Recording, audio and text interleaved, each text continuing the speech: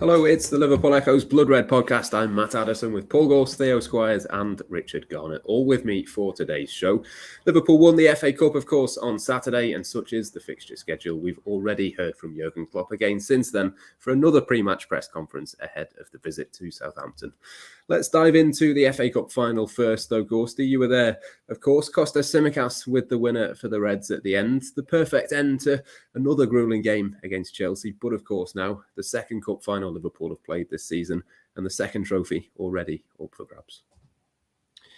Yeah, a domestic cup double, which I think has gone under the radar slightly because we're still talking about potential quadruples and Liverpool going for the Champions League and trying to make it maybe a treble if they just miss out. So I don't think that should be overlooked. The fact that it's a domestic cup treble. I don't know how many times it's been done, but I don't think it's been too many. Certainly Liverpool's for God. I haven't even checked. I'd have to go back and check that, but I can't remember the last time was it 2001? Treble season, mate. It's got to be the treble season. 21 years. But yeah, it was. I mean, we spoke about it on the pod on Friday, didn't we? We expected it to be a tough game. Chelsea are, for me, the third best team in England behind Liverpool and Man City, and it's kind of played out in the league as they just haven't been able to, get those levels of consistency that are needed to post a 90-plus season. But on any given day, they can certainly match Liverpool. They've done that 4 times now, in all honesty. They've played over 400 minutes and they've yet to be, every game's been drawn. Liverpool have needed penalties twice to settle it. But crucially, they have settled it and they have come out on top in both cup finals. So, yeah, it was a tough game. Liverpool, I thought, were the better team, particularly in the final 20 minutes and the opening 20 minutes. Andy Robertson should have put it to bed with that wonderful best move of the game, wasn't it? From front to back, side to side. Milner put it on a plate and he hit the post.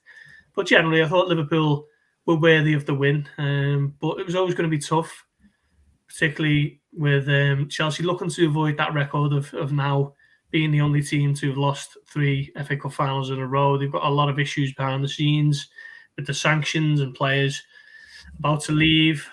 So they were looking for an FA Cup to kind of paper over a lot of cracks. And they gave it all they had, to be fair to them. And Liverpool, just as they tend to do, came up on the right side.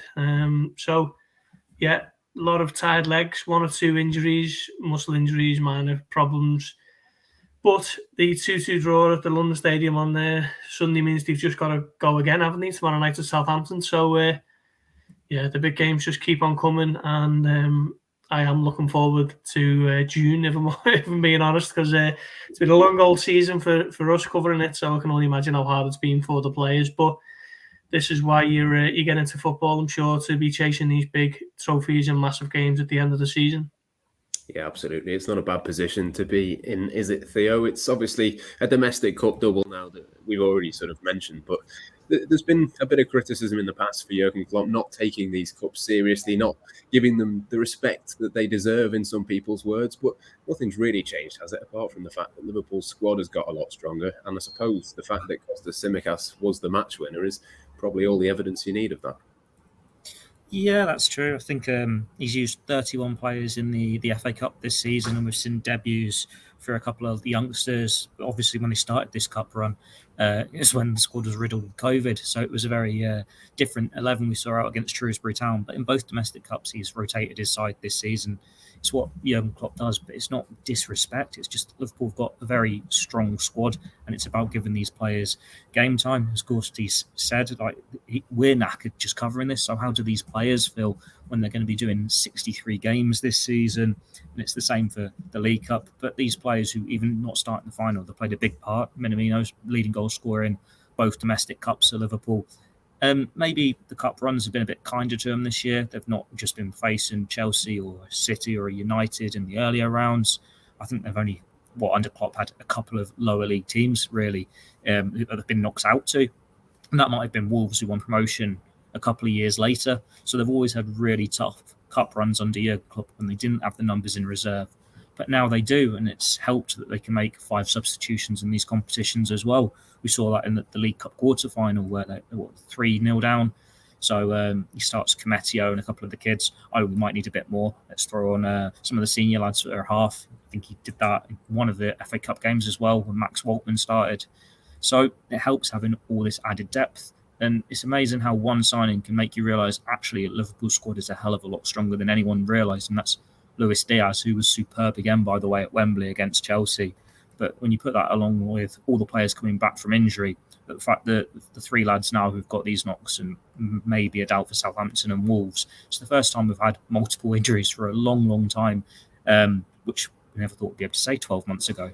So it's all coming together nicely for Liverpool at the right time. You need a bit of luck to be able to compete for multiple trophies, and that's what they've had this year. But it's about far more than luck as well. This Liverpool team is extremely gifted, and when it falls for them, they can challenge for a quadruple. Who knew? Yes, exactly. Well, before we come on to a few individual performances, Richard, you were there in the Liverpool end as well. What was that like? I know you were there for the Carabao Cup final as well, so it was a double for you as well as for Liverpool. I think you might be on mute there, mate. Apologies. Unlike the Liverpool end on Saturday, you could say. Yeah, I actually missed the Carabao, but I was there. Yeah, I was there on Saturday. I actually found the atmosphere was a little bit different to your standard high-profile Liverpool match. I thought it was a little bit tense. A good start, obviously. And when you make a start like that, you think to yourself, yes, you can go on and win this. But obviously, the longer a game draws on, you start to get a bit worried that things might start going the other way. And of course, as soon as you get into a penalty shootout, it's just a bit of a lottery. But obviously, Addison making those two saves relieves a little bit of pressure on you, even with the Mane miss. But yeah, I thought it was quite tense throughout, and there was a little bit of relief at the end. And of course, the scenes at full time were pretty phenomenal. I had my son there with me on Saturday as well for his first trip to Wembley, but his first cup final, and he brought a little bit of luck. So that that was a nice thing for us both as well. But yeah, I thought before the game and that the atmosphere was pretty good overall. Obviously, the Chelsea are a bit of a different animal to Manchester City in terms of the fan base and obviously being a London team as well. But generally things from what I saw were pretty good, and obviously just relieved to have the win. And it's quite exhausting, isn't it? You know what I mean? You think, you're nearly at the end of the season, yet you've still got two absolutely enormous games to go. Well, 3 matches, but obviously the Premier League season finale, and then the Champions League final in Paris. Could do with a few days off in between, I think. Yes, absolutely. I think we all could, couldn't we? Let's talk a little bit, Gorsty, about Luis Diaz next. Theo mentioned him before there, the man of the match at Wembley. A really good performance. The only thing missing really is a goal from him at the moment, but surely at some point he's going to start hitting the net pretty regularly, given the positions that he gets himself into. Yeah, I was talking to Doyle about it on Saturday, and I was saying how long until he's kind of recognised as Liverpool's best player, because every time he plays, he's outstanding. And as you say, it is just missing maybe a few more goals, and that'll come with time. I'm not worried thinking he misses too many chances or anything like that. He's just a live wire, and he's played more games than any other player in world football this season. I think that might have been his 62nd or 3rd. It was certainly 60 after the Villarreal game when he came off the bench, however many that is since then. And he's just tireless, isn't he? He did come off. He was exhausted on Saturday when he came off, but he absolutely ran himself into the ground, and he was, he flew out of the traps. He was Liverpool's best player, certainly in the opening 25 minutes when they were clearly on top. And I'm just so excited for what the future holds for him, to be honest. Once he gets a full pre-season under his belt, once he gets a little bit more attuned to what's needed from him out of possession, he's just going to be a top player for years to come. And he's now won 3 trophies this season, because I think Porto recently clinched the title as well. So, yeah, this campaign will be one he'll look back on forever, I'm sure. And he's still got it all to go for as well, hasn't he, in the next 3 games? So, Liverpool's recruitment team needs to pat themselves on the back again here, because it looks like they have found themselves another gem. And I just can't believe that the lift that he's given the squad in what is it? Little over 3 months. he's just going to be a top player for years to come. Yeah, I'm pretty sure I saw a picture of him on FaceTime with the Porto team celebrating their league title over the weekend. So it's not been a bad few weeks for him. We've got a full podcast actually coming out on him specifically tomorrow, so I don't want to go too much into him, Theo. But the man next to him, Sadio Mane, as well, I thought was absolutely exceptional. No surprise, of course, he has been for the last few weeks really for Liverpool. But again, just another performance really with Sadio Mane standing out along with Luis Diaz, head and shoulders for me above a lot of the other players on the pitch. Yeah, and it's maybe a performance from him without getting the headlines. I can't recall him really having many shots, but it was the work rate, it was the dropping deeper, and it was causing the Chelsea defence problems and playing it into Diaz or to Salah or to Jota. He's just turned into this brilliant number 9 all of a sudden. He combines so well with his teammates and he fits in. It's like that combination of having the deeper player of Firmino, the creative side of Firmino, but a player who's got a bit of pace and can get forward into the box and have that pace of a Salah or Mane when he was a winger in the first place. Obviously begs the question, what do they do with the contract? Because we know he's going to want pretty hefty demands, and you'd say on this form he deserves it. He's been, I think, the highest scoring player in the Premier League in 2022. He's just turned into this amazing forward, and he's just standing up and being counted when Liverpool needed it most, especially when you counter that with Salah's goals not quite being there. But he's been an important player for Liverpool ever since he joined the club. It was his goals that helped get him into the Champions League in that first season in the first place. So it was no surprise to see him step up and be counted again. It's just a shame he couldn't score his penalty in the shootout and be the match winner for Liverpool as he was for Senegal in the Cup of Nations. But Jurgen Klopp took responsibility for that. He said to Mane before the shootout, "This keeper knows you very well. Do the opposite of what you'd normally do." Maybe that's got in his head a little bit too much, and we see the save. But it didn't matter in the end because you've got Kostas Tsimikas to step up and be the hero. But yeah, you run out of things to say about Sadio Mane because it's nothing new. He's been superb for the entirety of his Liverpool career. There might have been a little drop-off during the pandemic, as was the case for a number of players, people doubting whether he could have a long-term future beyond this, and it was the start of a gradual decline as players get older, but he's made a mockery of that over the past, 6 months? Yeah, absolutely. I think James Milner as well, Richard, was excellent when he came on. He's not everybody's favourite substitute to see come off the sidelines. I think there's certainly players who've got a lot more credit over the last few seasons, but the performances that he has been putting in recently, the performance in particular over the weekend, I thought he was another one who was just absolutely exceptional. Well, he might not be everyone's favourite substitute, but he's certainly one of mine. James Milner's an inspiration.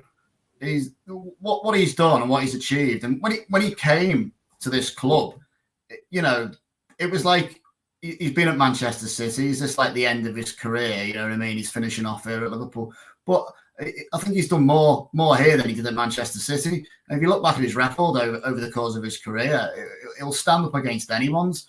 But he's still setting the standards. You know what I mean? He's as fit as a flea, and the only reason, what is he now, 37, 36? The only reason he's still in and around this squad is because Jurgen Klopp thinks he's good enough to do a job and trusts him to do so. And you won't get any bigger compliment than that, will you? And I was delighted to see him score his penalty on Saturday. Obviously, he was up first. And Mendy got quite close to it in the end. I didn't actually realise how close he got to it when I watched it back, but it doesn't matter. He's put it in the back of the net, and reading some of the things he said after the game about making sure the players, take it in and enjoy it, not just glued to the phones and trying to save that moment as much as they can, because you never know when things can change, and things do happen in life. Things can change quite dramatically. He just says all the right things. He's just a brilliant example. I just think he's just a fantastic Liverpool player. He's got all the qualities that are required to be a Liverpool great, and all I can do is tip my hat to him. Yeah, I wanted to mention Gorsty as well. Trent Alexander-Arnold, who I thought was excellent. The England manager watching on, what that means for that is a topic for another day, obviously up against Reece James of Chelsea for an England spot as well. But it surely at some point has to come to an end, doesn't it? This myth that he can't defend, because he can literally do everything on a football pitch. Yeah, I'll come back to Trent now. I just want to have another word on Milner, as Rich mentions there, because we actually got a chance to speak to Milner. Well, we spoke to Milner and Trent actually, but it it was a question I put to him about when he joined Liverpool. I think he would have been over 30 at the time, and I said, could you ever have imagined you kind of outdoing yourself at your former club? Because he'd come to Liverpool, like Rich says, coming off a wildly successful period at City, and probably coming to Liverpool to play a bit more, but maybe with the understanding that they're not going to be challenging for titles every season. And it speaks to his quality and his mentality that he's gone and outdone himself, what he's done at City. So fair play to him. He's an absolute, just such a vital figure to have around, and Klopp will be desperate to keep him on, I'm sure. And on the Trent point, it has to, doesn't it? I don't know. I mean, I don't pay much attention to that theory anymore, that, when you hear people saying he can't defend, because, if you're saying it, you're not really watching the games. You're going off a preconceived idea that was probably formed 3-4 years ago, maybe off the back of that defeat at Manchester United when Rashford scored twice. Maybe he was at fault for one or both of those goals. Doesn't really matter now, does it? He's the youngest player ever to have won the Premier League, Champions League, FA Cup, League Cup and Club World Cup. He's only 23. He's taken on a greater, more senior role, particularly since he signed the new contract last summer. And he's just a phenomenon. Every time I watch him, I'm just delighted that he's a Liverpool player. He's so young. He's played nearly 250 games, actually. He's only 23. And he's West Derby born, which is a cherry on the cake, because, we love to see the local lads coming through and not only being in the Liverpool team, but being a star of the Liverpool team. So I can't speak highly enough of him. He can defend, he can attack. He's the complete package, really, and he's one of the best, if not the best, fullback in Europe. Yeah, and nothing really showed that more really than that move with the outside of the foot pass from Addison, and then from him it was just delightful to watch, wasn't it? I suppose the only sort of scare for Liverpool, Theo, over the weekend was those little injuries to Mohamed Salah and Virgil van Dijk. Both of those kind of confident that it's not sort of too long term, but Liverpool have made a signing, as you reported this morning, to try and get them back in contention for the Champions League final. Do you want to tell us a little bit about that and the impact that could have? Yeah, they've brought back physio Chris Roebeck. He's joined on a temporary basis, I believe, just until the end of the season to help with those injuries. He's, I think, back at Mainz. He has been since he left Liverpool in 2020, having joined Liverpool from Mainz in the first place. But he was a really popular member of the backroom team. He'd worked closely with Van Dijk and Salah. I think you can dig out quotes on Google from after the Newcastle game at the end of the title-winning year, when Van Dijk said how important he has been for him to make sure he's fit and playing in these games. He's a very popular member of staff when he was here, and it's something they'd wanted to maybe do for a while. And that Fabinho injury has accelerated the process, so he's just come in to help these players hopefully get back to fitness in time for the Champions League final. I think the fact that they came off, it shows Klopp's priorities. Yeah, it's nice to win the FA Cup. Yeah, they wanted to win the FA Cup, but it is all about the Champions League in the back of your heads. Like the fact that Salah could have carried on, Van Dijk could have carried on. They don't want to take those gambles. If you've been in the Champions League final and they have those knocks, that's when play through it until half time, in extra time or whatever. See how you get on. No point taking these risks. When we've mentioned earlier in this podcast how strong the Liverpool squad is, you can bring on a Joel Matip, you can bring on a Diogo Jota, Roberto Firmino. It might not be as elite quality as the players that start, but it's still very, very good. It's why Liverpool are in this position in the first place. Yes, right. Before we move on to Southampton, then a quick word again on Kostas Tsimikas. Richard, it sort of feels only right that we finish on him. He had the final word on Saturday, so the final word on Saturday today can be on him as well. I suppose we've kind of described him at certain times as a bit of a cult hero, but I suppose this penalty kick elevates him a little bit beyond that, doesn't it? Yeah, I would say so. But it's a lot more than that, isn't it? I think the fact that he's been able to apply pressure on Andy Robertson to raise his performance, to ensure that he doesn't lose his side in this starting 11 speaks volumes of what a decent player Tsimikas in. I can remember a couple of decades of Liverpool having, fairly average left backs, and even the good ones tended to be injury prone. So all of a sudden you're in a situation where you've actually got two really good left backs. And he has proven that he's not just here to be an understudy. He is going to put pressure under Robertson, and Robertson will know that and has to keep delivering in order to keep Tsimikas at bay, and that is really good news for Jurgen Klopp and good news for Liverpool supporters. And of course, it's not just Tsimikas; there's other parts of the pitch as well where this is being replicated. It's just that he's a prime example, because I think it's not too often where you see you've got two left backs of such a good quality, and he showed he's got the character to come in and hold his nerve and score a pressure kick like he did. And of course, he's really popular with the supporters. He's sometimes when players are perhaps not playing as much as they'd want to, it'd be quite easy for them to retreat into the shell or not be, keep a lower profile or whatever. But he's never really done that. He's shown how much he enjoys interactions with supporters and playing for Liverpool. And when he's had his opportunities, he's taken them. And now we can maybe get his statue next to Divock Origi on the cult plaque, maybe outside Anfield in the future. But no, I'm joking, of course. There's plenty more to come from him, and I have a feeling we'll be seeing him again before the season's out. Yes, I'm sure he will make at least one of our teams for the Southampton game that we'll come to very shortly. We'll move on to have a little bit of a preview of that one next, actually. Obviously, a big win in the FA Cup, Gorsty, for Liverpool, but a little bit of renewed hope in the Premier League title race as well. 2 games left for Liverpool, 1 for Manchester City. There's the kind of obvious Steven Gerrard narrative for the final day, but of course, for that to matter, Liverpool have got to go to Southampton and win. They have, and it's something that's made it a little bit more difficult with the injuries that they've got, isn't it? But as Theo says, it's Liverpool have got the squad to deal with the prospect or the need to get 3 points at Southampton, surely.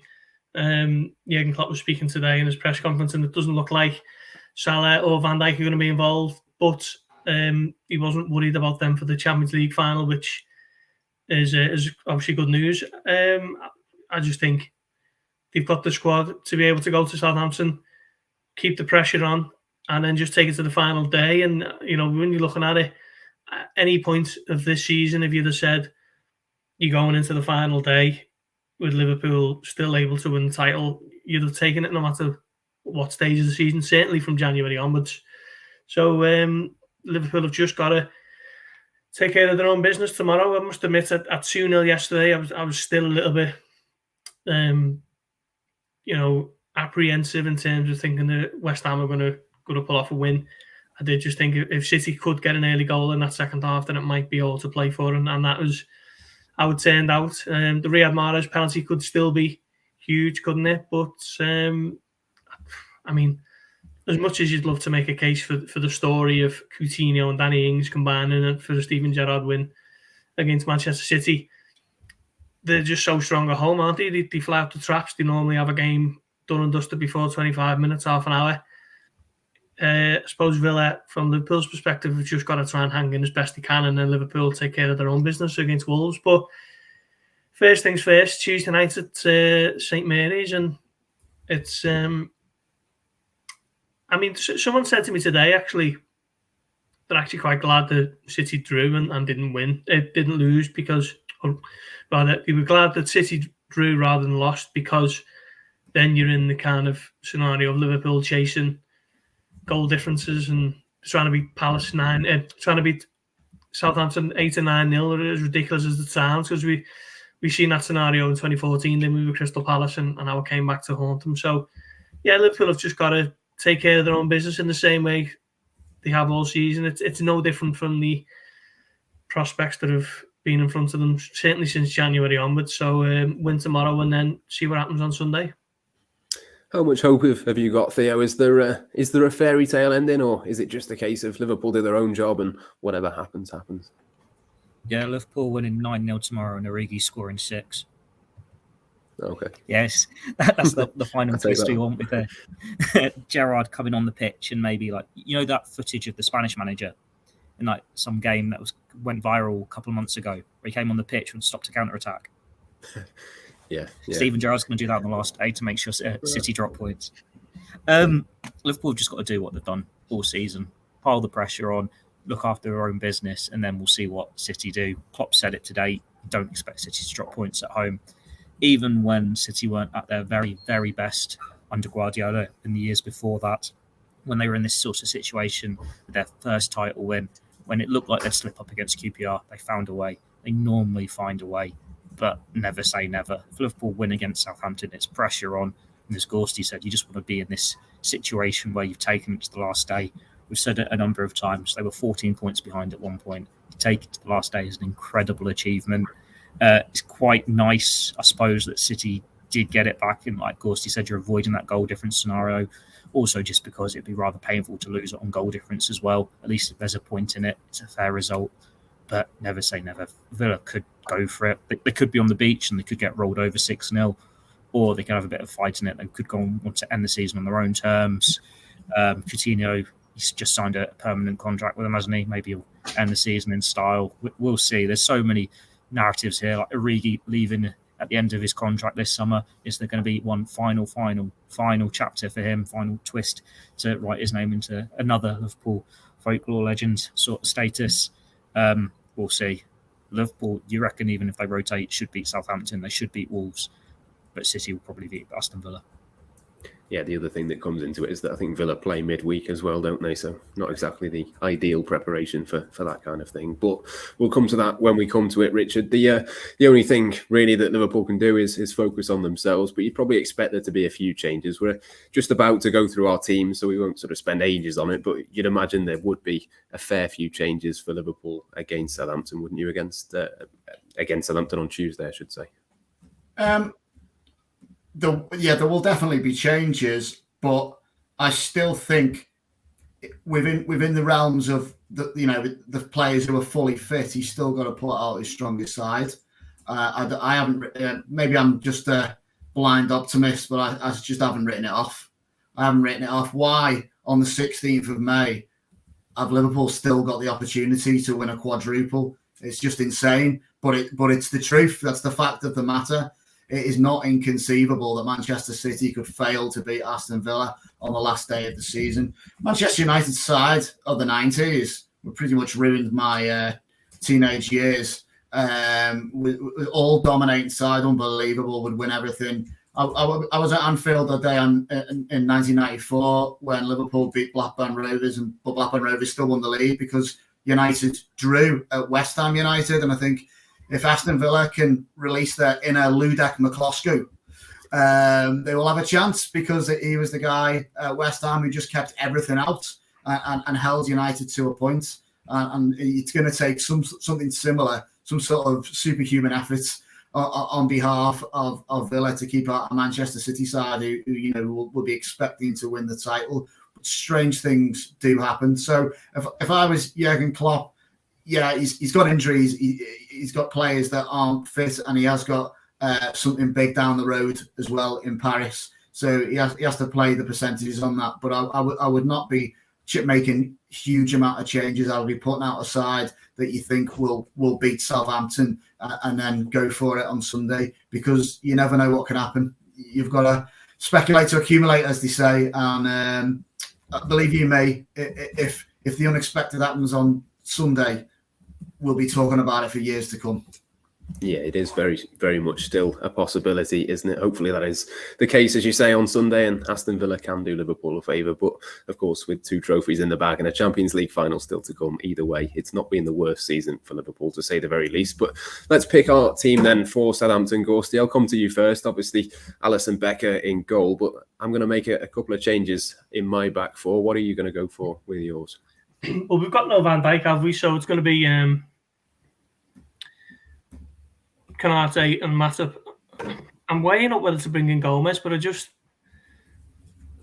for the reasons I outlined before when we were talking about Trent, I just reluctant to ever give him a rest, just because he's just so crucial to how Liverpool play, isn't he? How they attack. So I'll go with Trent and Tsimikas. So there's my back 5. Yeah, I didn't even have to ask you this time, did I? Normally it's is there a case for Tsimikas? The case, yeah. There is this time. I'm going to go with Gomez, Matip, Konate and Tsimikas. Theo, is that the same for you, or are you keeping Trent in? I think I'm keeping Trent in. I think there is still that glimmer of a hope, so you can't go too reserve, but at the same time I'm making lots of changes. So Tsimikas starts, Trent can keep his place, Alisson's in goal, and then Garnett, he's played 120 minutes. He's played a lot in the past couple of weeks. Maybe he can be on the bench and it'll be Gomez and Matip at centre-back for this one. But then I wouldn't be against Gomez at right-back with Trent getting a rest as well. But yeah, he's one of the star players in this team when you think so many of them will be given a rest. Yeah, it'd be nice to see Gomez at centre-back, wouldn't it? Richard, who are you going to go for? Well, obviously Addison in goal. I'm keeping Trent in. I think you've got to have him in. I know Jurgen doesn't really like to make too many changes all in one go at his back line. But with that in mind, I'm definitely keeping Trent. And I also think he might just be the key to unlocking the goal that is required to see off Southampton. Garnett, yeah, it's a good point about how long he played, but I think he's young enough and fit enough to handle it. So I'll have Garnett and Mate in the middle and the Greek Scouser in at left back. Yeah, absolutely. Let's move on to the midfield then. I think there could be a couple of changes in here. Ghosty, who are you going to go for in there? I suppose it's just a case of who's fit, isn't it really? I wouldn't be playing Thiago. Fabinho obviously can't play anyway. Henderson, be reluctant to start him as well. So Milner, Jones, Keita? I think it's going to have to be, isn't it? I mean, Elliott's there and Oxlade-Chamberlain, neither of them have played much, and Liverpool do still need to win this game. Only played, 70, 75, was it? The Keita played at the weekend. So yeah, it's going to have to be Keita, isn't it? Milner, Keita, and Jones. Similar to the Newcastle midfield a couple of weeks back, near enough, isn't it? It's just Jones instead of Henderson. So that you'd think, or you'd hope, should be enough to get round Southampton side who've got nothing to play for. Yeah, that's the three that I was going to go for. Theo, what about you? I mean, it's interesting there that neither me or Ghosty has mentioned Alex Oxlade-Chamberlain. You've got Harvey Elliott there as well. There are still a few options that we've not mentioned. There are, but there's no rhythm there, is there? Klopp said that in the press conference today, that they'll make changes, they'll lose rhythm. But at least the players you just mentioned have been playing games. They have been rotated in and out. Oxlade-Chamberlain and Elliott, I don't think they've played since Nottingham Forest, have they? So they haven't played since the March international break. More times than not, they're not even making the bench. And in the case of Oxlade-Chamberlain, no one would be surprised if he left in the summer. Whereas Elliott, it's a case of getting back from that long-term injury, getting a full pre-season, then he can go again next year. It's down to the remaining four, isn't it? You'd be reluctant to start Henderson, given that he played 120 minutes, but there is no alternative as the number 6. So can James Milner do that role? I agree with what we said earlier. He was brilliant at Wembley, but he's brilliant when he goes further forward. It's a tough one. I think let's go with the 3 names that you think will make sense. They'll be the freshest ones of Keita, Jones with Milner sitting. But he might just have to ask Henderson to go again because it is usually him or Fabinho's the number 6, and we know Henderson's the only one available. Henderson or no Henderson, Richard? Oh, Henderson's in for me. I'm going to buck the trend a little bit here because I've already bigged this game up as massively important. So if you're only looking as far ahead as the next game, that's what I'm doing. I'm actually, despite the minutes they've played, I don't like when the midfield's changed. It's just felt disrupted and not felt right. Keita and Jones together the other week just didn't feel like it was working for me. I'm going to go with Henderson, Keita, and Thiago. Interesting. The big hitters. Ghosty into the forward 3. Obviously, Mohamed Salah, we don't think is going to be involved. And Diogo Jota doesn't particularly like playing on the right-hand side. But does it have to be him for this one?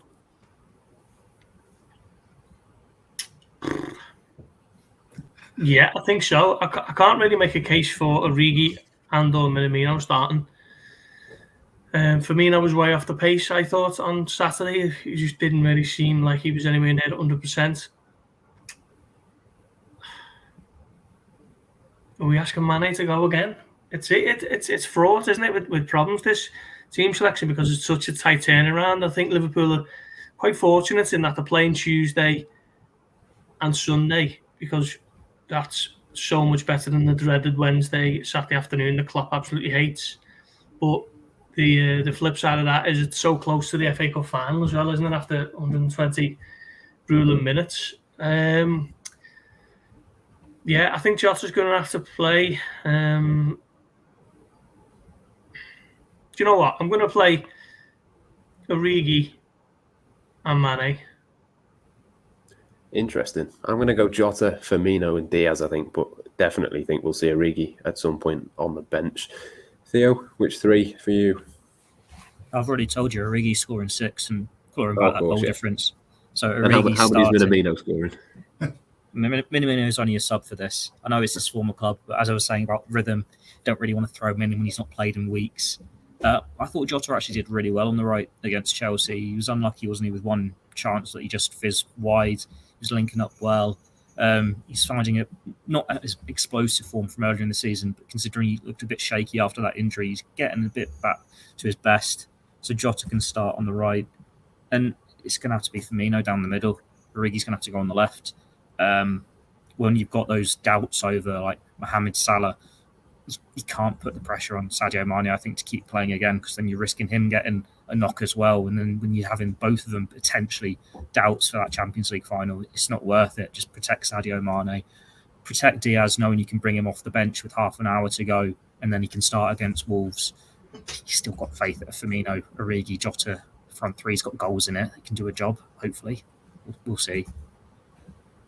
Yeah, you'd certainly like to think so. Richard, which three are you going to go with, Origi or not? Well, no. I picked what I thought was the strongest midfield I could pick, and it's no different for the front three. You just want to flog them into the ground, you, Rich? Mate, well, yeah, you know. Mate, look, I suppose what it is, everything's looking beyond it. And I can't look beyond Southampton. I just can't.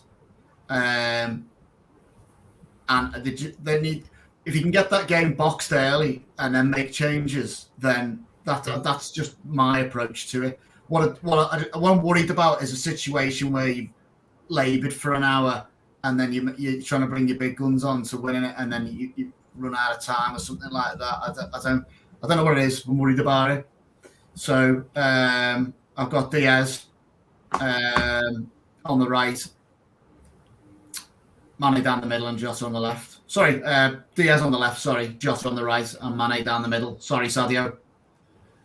Yeah, no Roberto Firmino then for you from the start, but imagine he could come off the bench at some point. Those are our teams then. We'll see who's closest to being correct. Just before we finish, though, we'll do our match predictions. I'm going to go for a nervy one. Sorry, Richard. I think it's going to be 1-0 to Liverpool. I think it's going to be a really tricky one, actually, with such a short turnaround and possibly a couple of changes as well.